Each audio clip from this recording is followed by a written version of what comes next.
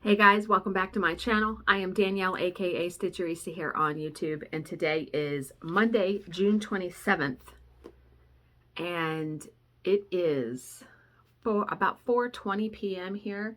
It has been a day. You ever have those days where you just wake up and you're just not ready for it? Everything's irritating. And you know, when I have days like that, because we all do, I don't care how great your life is, right?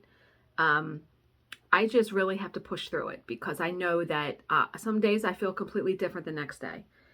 And I don't know, I got up later than somebody trying to call me. Got up later than I anticipated.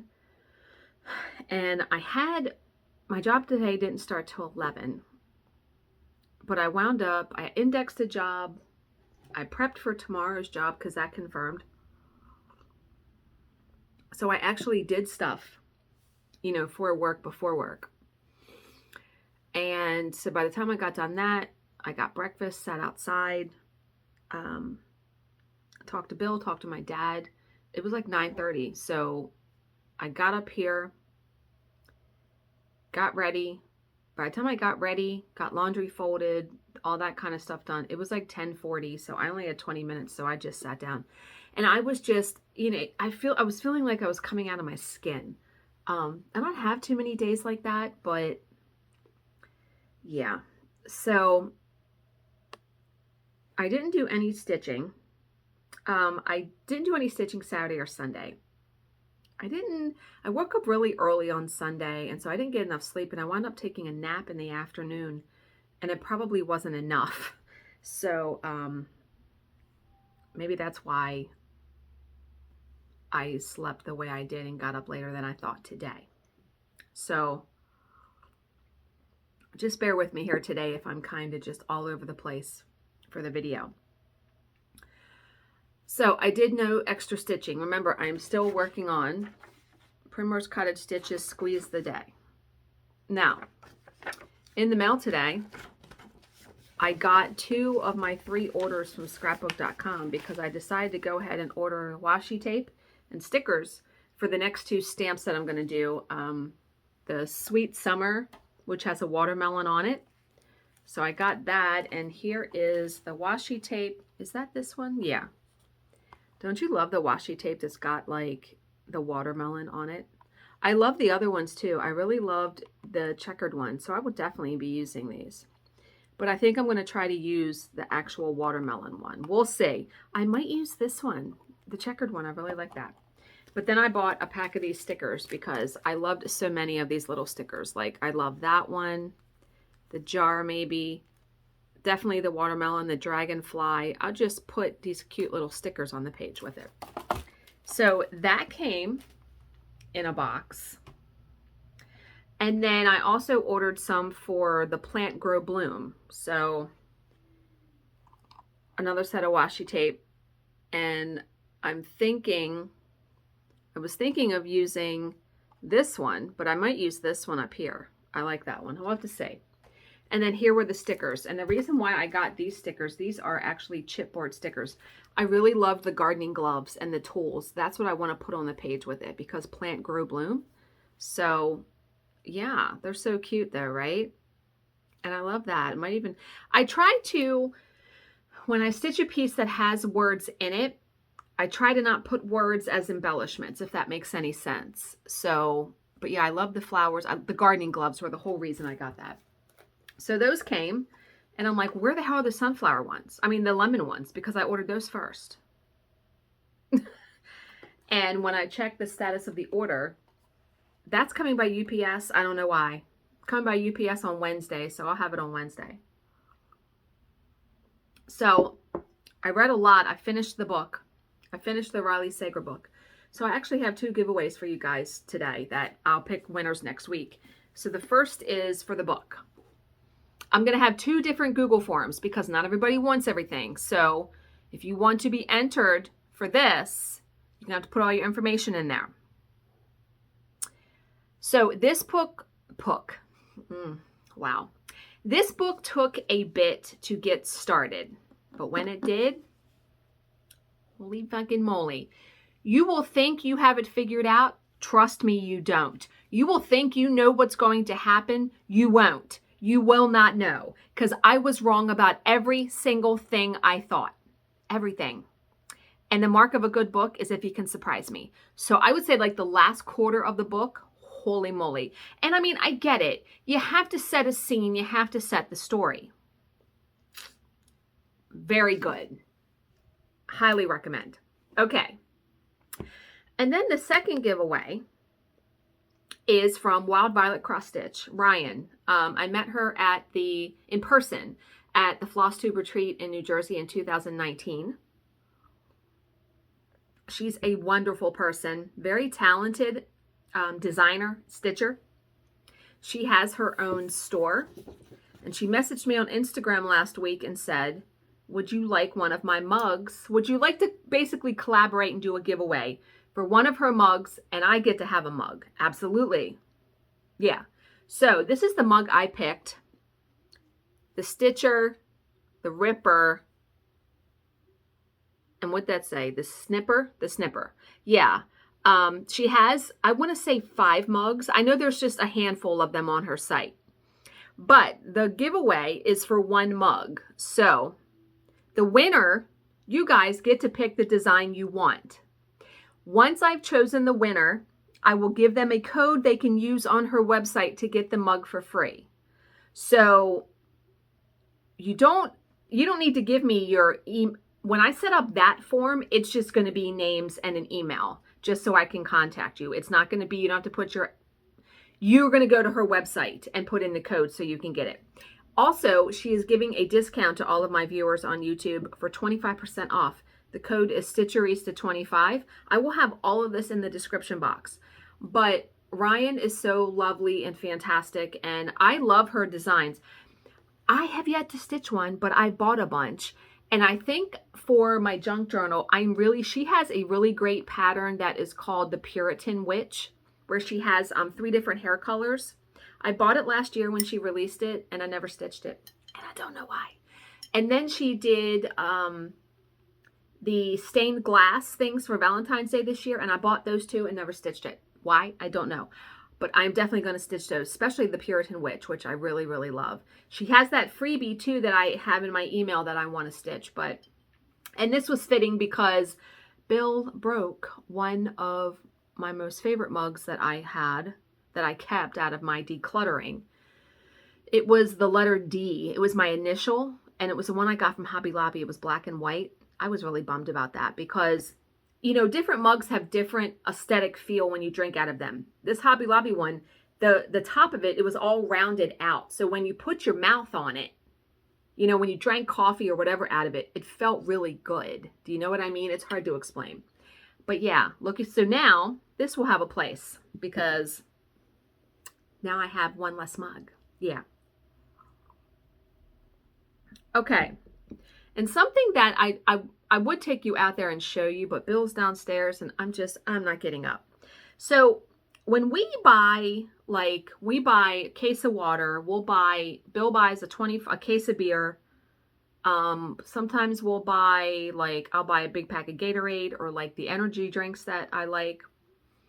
And on the other side of our table in our kitchen, we will put them just on the floor there. And I hate that.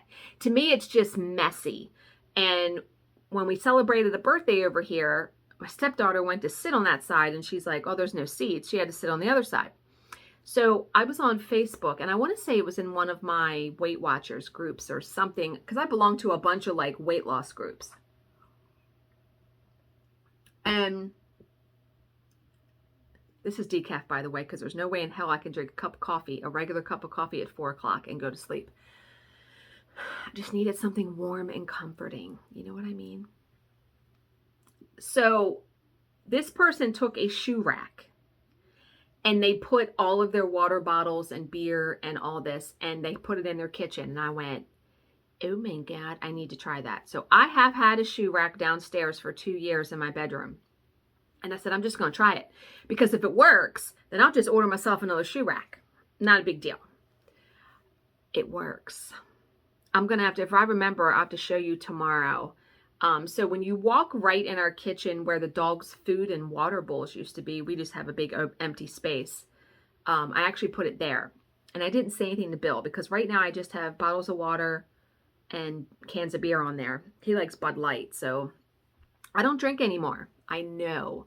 I haven't had a drink in months, and with trying to lose weight, drinking alcohol doesn't bode well with me. So I'm kind of going with it. I have no desire to even have a glass of wine, and I'm good. I'm good. So don't need to drink. So he came home and he saw that and he was like, what the hell is this? And so I explained, and he's like, okay. You know, I mean, it's aesthetically pleasing. It doesn't look messy in the kitchen. That shoe rack actually matches the color scheme in our kitchen. So I went online and ordered me a new shoe rack today because I only have like 6 pairs of shoes, 7, something like that. But it's enough that I don't want them flat on my floor. I like them organized, you know what I mean? So yeah, but keep that in mind. Okay. That's pretty much all I got. I can't think of anything else. Oh, I only lost 0.2 pounds this week. It was something. That's how I treated that. Anything in the downward direction. I realize this is going to take me a long time to lose 60 pounds. And however long it takes me is however long it takes. I want to say Bill lost like 2.4. So he's lost a total of, no, it has to be 2.6. He's lost a total of 10 pounds already. I don't even compare myself to him because it's completely different.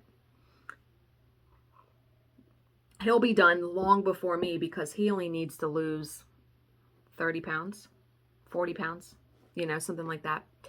And when he did his weight loss journey before, he lost 50 pounds in 3 months because he just went gangbusters.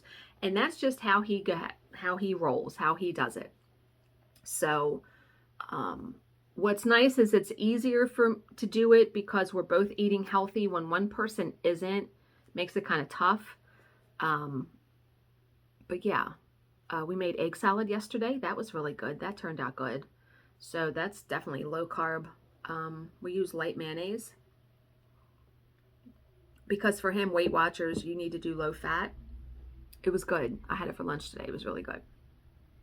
Okay. So today's Unfuck Yourself entry. That was a weak tear. That was hideous.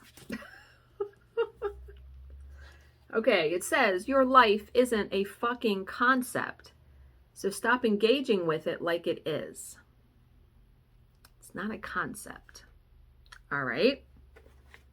Some of these, like I said, I don't quite understand fully. I'm getting my hair done on Saturday. I have to admit I'm nervous. I'm nervous because last couple times I've gotten my hair done, I haven't been pleased.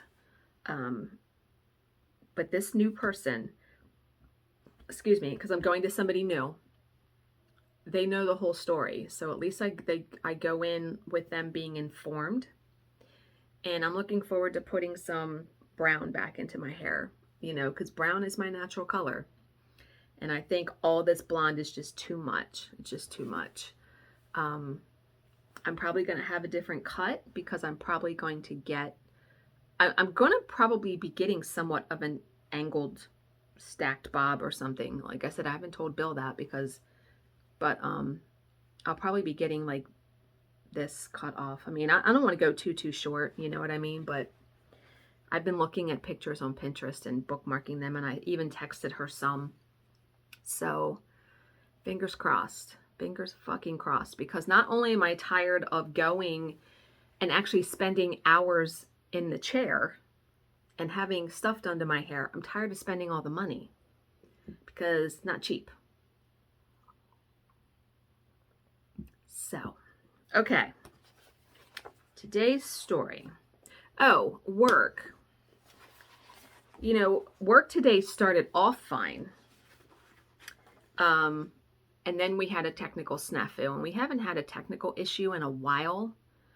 And it was fairly horrific, where when we got back on the record, she had started filling in what was missing, but it was in the wrong spot, and 5 pages had repeated from the beginning. It was like, oh my God.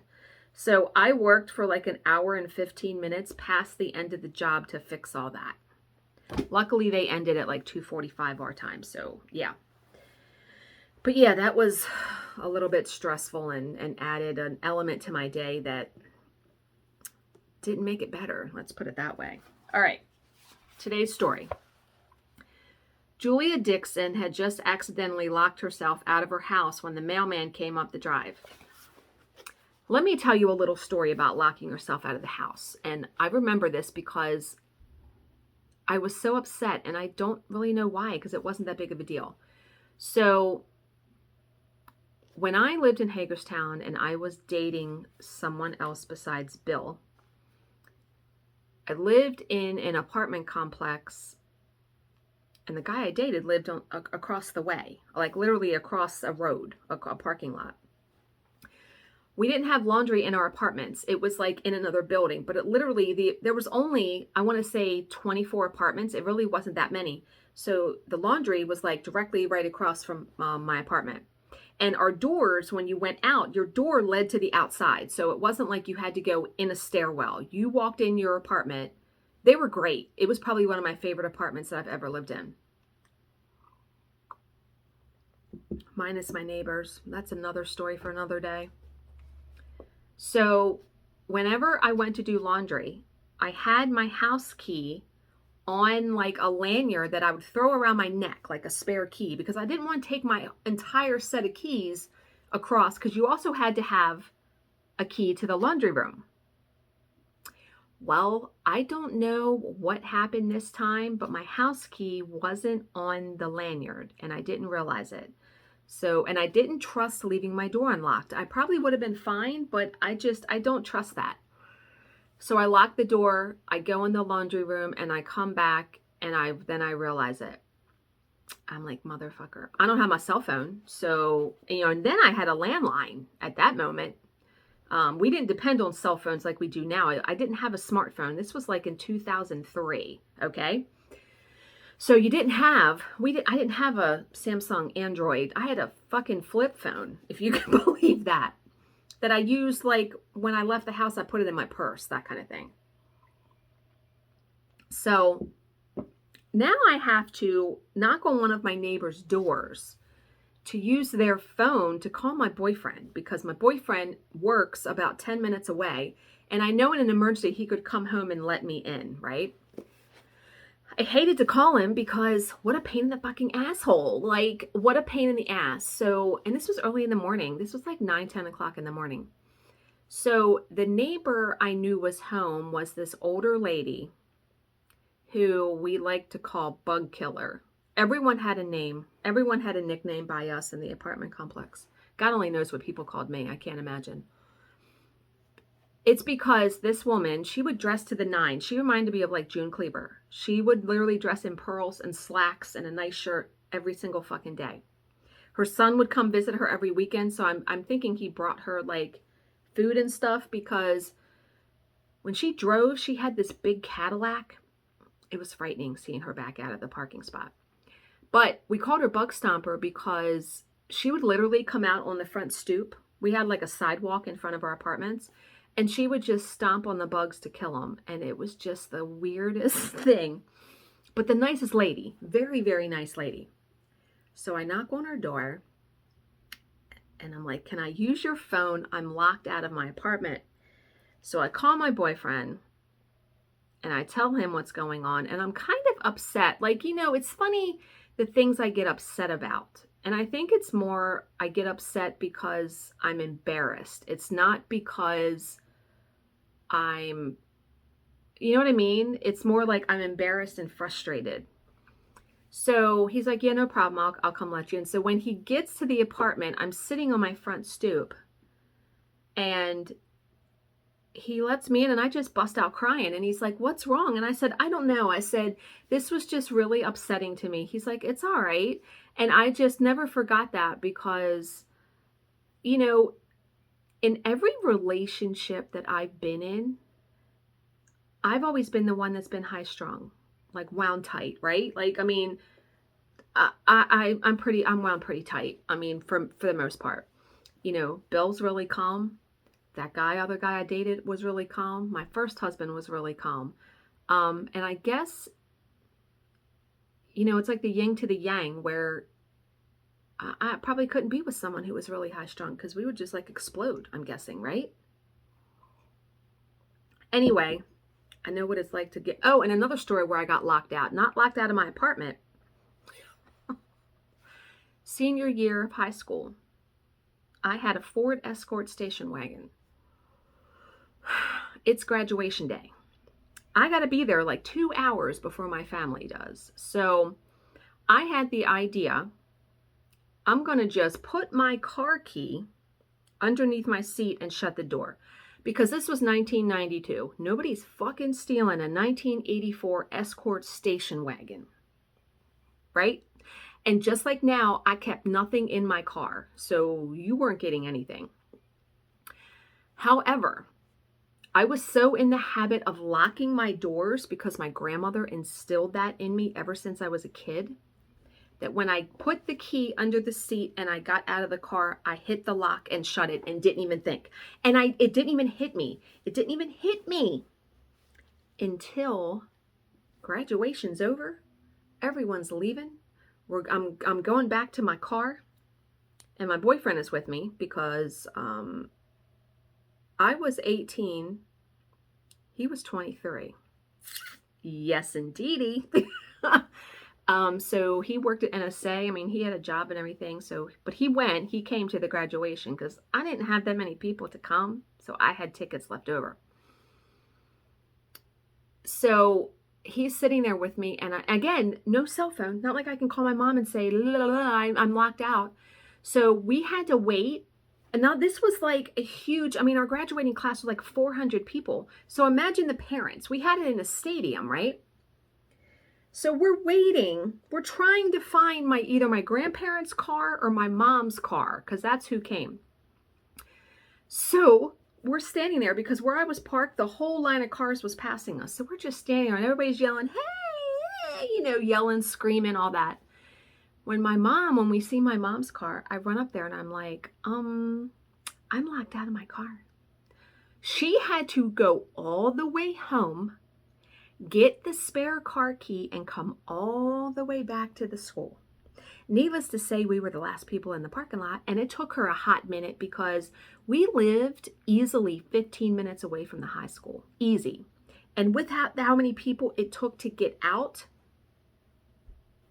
I'm telling you, again, another story, never ever forget. Never ever ever. Now, the way the cars are made now, it's almost impossible to get locked out. My car won't lock if the key's in the ignition. Yeah. I remember another time I got locked out, but this is just story time video today. I was not expecting to tell all these stories. When I was married to my first husband, I had bought my first car. That when I graduated college, I bought my first car. It was a Dodge Neon, and it was the color of Barney the dinosaur, that purple, that bright purple. I loved that car. It was the first car that was brand new that I had. Every other car I had was used. And we had talked here and there about getting rid of it because I had it for a couple years, and I don't know, you know, I was like 24 years old when I got married. So my husband has the bright idea to buy me a used Mitsubishi Eclipse convertible that's a stick. I don't know how to drive a stick. No, don't know how to drive one. But he teaches me, screaming at me, by the way, to teach me. I did learn. But if you started the car to warm it up, you couldn't shut the door all the way because the doors would automatically lock after like 30 seconds. And it didn't matter that the key was in the ignition. So keep that in your head, right? And we had done that on more than one occasion, but I did it like in the driveway where we had a spare set in the house and you just go and unlock it. So we're over his mom's one night. And I remember it's really cold. So it must have been like November, December. And we're getting ready to leave. And he's like, I'm going to go start the car. Okay. I mean, this was a day two. This was, I have an automatic starter in my car now, where I hit a button in here and it starts it and heats it up and all that. So when he comes in, I said, you didn't shut the door, right? And the look he gave me, I thought, you fucking idiot. So yes, he had shut the door. So his sister has to drive him home, which we lived about 10 minutes from them. But his sister had to drive him home with the car fucking running all this time, by the way, for him to get the spare key and then come back. Now, let me tell you, if that would have been me that would have done that, I would have never heard the end of it. That's the kind of marriage we had. He was someone who I would have been screamed at. I guarantee that. I don't put up with that bullshit now. No, you don't talk to me like that. Bill and I don't scream at each other. In joking, we might in jest, but in anger, no. You better watch who you're talking to, right? Okay, that is the last story I have. But let me tell this story. Oh, and I'm going to talk to you about the book I started reading. I started reading a new book today. Okay. So Julia Dixon, you just never know what these stories are going to prompt in my head, right? Julia Dixon had just accidentally locked herself out of her house when the mailman came up the drive. Mrs. Dixon, he exclaimed in concern, you look upset. What's the matter? Oh, I don't know what I'm going to do, she wailed, wringing her hands nervously. The door locked behind me, and my neighbor who keeps a duplicate for me is out of town. My husband has a key, but he's at an all-day conference at a hotel downtown, and I doubt I can reach him. How am I going to get back in? The mailman tried to calm the woman and advised her to call a locksmith. I guess that's my only recourse, she agreed, but to tell you the truth, they charge an arm and a leg, and I really can't afford an extra expense right now. Things have been tight. The mailman commiserated with her, but pointed out that she had no choice. Look, I better be on my way, he said, but here's your mail. Who knows? Maybe there will be some good news inside one of the letters to cheer you up. Julia looked through the envelopes. There was one from her brother, Jonathan. He had visited the family the previous week and had stayed for a few days. I wonder why he's writing so soon, she murmured. As she tore open the letter, a key fell into her palm. Dear Julia, the letter read, last week when I was staying at your house and you were out shopping, I accidentally locked myself out. I asked your neighbor for your duplicate but forgot to return it, so I'm enclosing it now. Oh my God. Can you, what? So here's the comment. When you face a closed door and you're feeling hopeless, know that all doors can be opened, making way for you to step right in. I mean, what is the timing? What is the timing with that? Holy friggin' moly. Good one. These are all good ones. Okay. So the last thing I'm going to share with you today is the book I started reading, which is called What Lies Between Us by John Mars. So here's the premise. Now, I am only a little ways into the book, and I know from reading these types of books that everything is not as it seems. Yeah, okay. So the premise, they say every house has its secrets, and the house that Maggie and Nina have shared for so long is no different, except that these secrets are not buried in the past. Every other night, Maggie and Nina have dinner together. When they are finished, Nina helps Maggie back to her room in the attic and into the heavy chain that keeps her there. Because Maggie has done things to Nina that can't ever be forgiven, and now she is paying the price. But there are many things about the past that Nina doesn't know, and Maggie is going to keep it that way even if it kills her. Because in this house, the truth is more dangerous than lies. And I'm to the point, it tells the book in alternating perspectives of Maggie and Nina, and it intersperses between now and 25 years ago. My mouth fell open when I got to a certain part in the book, and it's somewhat in the beginning. I'm not going to give it away, but oh my. So I'm so curious. This book makes me want to keep reading it because I have to know what the backstory is and how this situation came to be, because Who's fucking locking somebody in the attic in chains? Why are you doing that? So I have read another John Mars book.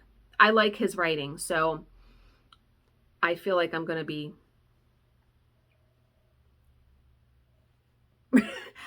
reading some more of his work. So I will keep you posted on what I think about the book.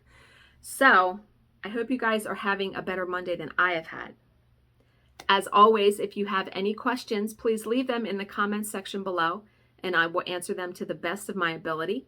Thank you so much for watching and subscribing, and I will see you in my next video. Bye, guys.